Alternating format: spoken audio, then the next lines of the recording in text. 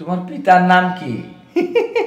Sir কাকে থুয়ে কাকে বলবো, অনেকের অবদান, যেমন ধরেন আসিফ, ইয়ান্ডো কিশোর, কাজী নজরুল ইসলাম, রবীন্দ্রনাথ ঠাকুর, হ্যাঁ, তারপরে মমতাজ, বেবি নাজবিন, আরো ইত্যাদি ইত্যাদি অনেক।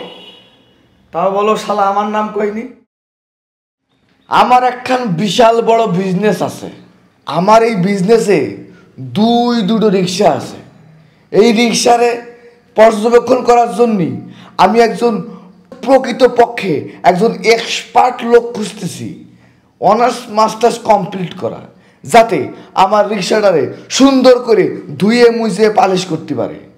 এই প্রতিদিন ভোর 6টার সময় আমার এই রিক্সা ফ্লাই হয়, রাত 8টা পর্যন্ত সার্ভিস দেয়। বিভিন্ন জায়গায় সার্কুলার দিয়েছি যাতে করে প্রকৃতপক্ষে একজন ভালো মানুষ পাওয়া যায়। মনে হচ্ছে একজন আসতেছে। কিটা আসো ভিতরে, সিরিয়াস নাম্বার 1। আসসালামু আলাইকুম স্যার। ওয়ালাইকুম আসসালাম। বাঁচো, সকালে ভাত খাইছাও? জি স্যার। Very good. তাহলে তোমার একটা প্রশ্ন করি। জি স্যার। তুমি কি ইংলিশ মিডিয়ামের স্টুডেন্ট? ইয়েস স্যার, আমি ইংলিশে অনার্স মাস্টার্স করেছি স্যার। ঠিক আছে, আমি তো এরকমই খুঁজছিলাম। সবচেয়ে বড় বিদ্বান কে বলো তো? স্যার ঈশ্বরচন্দ্র বিদ্যাসাগর। কি চন্দ্র? ঈশ্বরচন্দ্র। ও মানুষ কোন গ্রহ পর্যন্ত যেতে পারে? স্যার মঙ্গল গ্রহ। কি গ্রহ? মঙ্গল গ্রহ স্যার।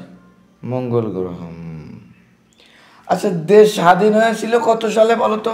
স্যার 1947 সালে হওয়ার কথা ছিল, কিন্তু 1971 সালে হয়েছিল স্যার।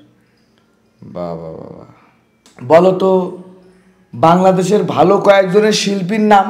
স্যার অনেক শিল্পী তো আছে, কয়জনের নাম বলবো স্যার? কয়জনের নাম তুমি জানো? স্যার তা অনেকজনের নাম জানি স্যার, যেমন স্যার আসিফ, মনির, মমতাজ, সাবিনা ইয়াসমিন, এন্ডু কিশোর, অনেকে স্যার। আমিও এককালে শিল্পী ছিলাম, কিন্তু রিক্সা দেখতে যাই আর প্রতিভা মূল্যায়ন করতে পারলাম না। যাক, এইচ কাকে বলে বলো তো? স্যার এটা তো স্যার গবেষণার বিষয় স্যার, এটা উত্তর দিতে গেলে স্যার আমার অনেক ভাবতে হবে স্যার, অনেক গবেষণা করতে হবে, তারপরে উত্তর দিতে পারবো স্যার। ঠিক আছে, তাহলে তোমার বিষয়ে আমরা দেখবো, তুমি এখন যেতে পারো। জি স্যার। পরের জনকে পাঠিয়ে দাও। জি স্যার। আরে বন্ধু, তুই আইছিস, শিগগিরি শিগগিরি দে, কলম দে দে দে। ওই তোর প্রশ্ন করা লাগবে না, তুই উত্তরগুলো একটু তাড়াতাড়ি কর, আমি একটু টুকে নিয়ে যাই। যে আমারও তো ধরবে না, সেম। বল বল। প্রথমটা ঈশ্বরচন্দ্র বিদ্যাসাগর। ঈশ্বরচন্দ্র বিদ্যাসাগর?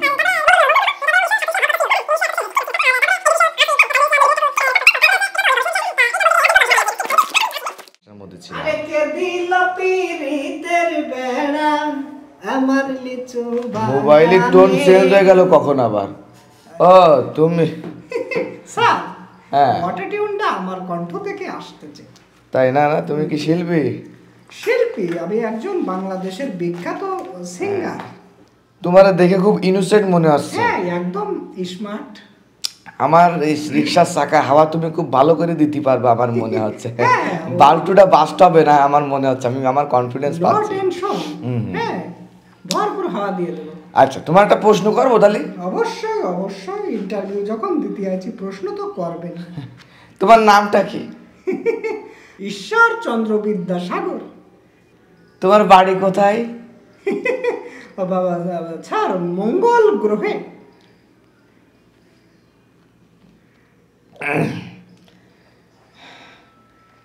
তোমার জন্ম কত সালে?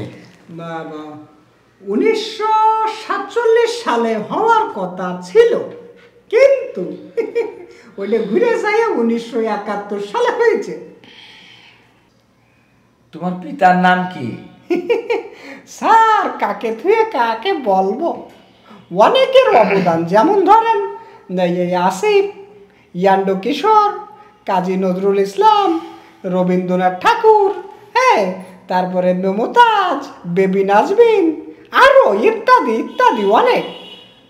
তাও বলো শালা আমার নাম কইনি। এই মাথা টাটা খারাপ হয়ে গেছে, এটা পাগল টাগল হয়ে গেছো তুমি? স্যার এটা তো আসলে দীর্ঘমেয়াদী গবেষণার ব্যাপার। কণ্ঠে সব পাগল ছাগল হয়েছে। এই, বেরো, বেরো, বেরো। স্যার হয়নি প্রশ্ন। তোমার কাছে আমার রিক্সা দুটো দিলি, তুমি তো ঈশ্বরচন্দ্র বিদ্যাসাগর, তুমি তো আমার রিক্সা মঙ্গল করে নিয়ে যাবা। তোমার কাছে আমি রিক্সা দেবো না, তোমার আমি চাকরিও দেবো না। যাও, বেরো, স্যার বেরো। সব তো ঠিকঠাক দিলাম উত্তর। তুমি সব ঠিকঠাক দিলে, বিয়ার তো মার্কার লোক। রিক্সা ধোয়া থেকে শুরু করে প্রয়োজনে রিক্সা আমি চালাবো, কিন্তু একের কাছে দেব না।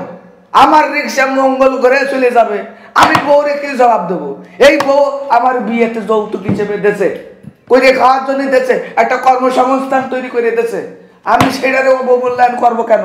কালকে থেকে আমি রিক্সা চালাবো, আমি রিক্সা দেবো, আমি রিক্সা হাওয়া দেবো।